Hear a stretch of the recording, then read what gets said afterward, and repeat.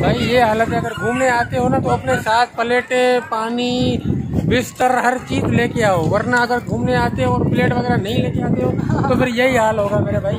ये प्लेटें लिए हो, उधर भाजी बैठी हुई है उससे लिए, और यहाँ आप बैठ के पार्टी हो रही है भाई। ये देखो ये हाल है, पार्टी हो रही है साथ में, पार्टी हो रही है, पार्टी हो रही है। अब हमने अभी बिरयानी खाई है, बिरयानी खाने के बाद जा रहे हैं सीधा समुद्र में बीचने के लिए, नहाने के लिए। और देखो समुद्र देखो बहुत शांत है, और मनोड़े में एक खासियत देख के, मनोड़े का पानी जो है बहुत साफ है, अच्छा पानी। सीवियो गटर का पानी है भाई,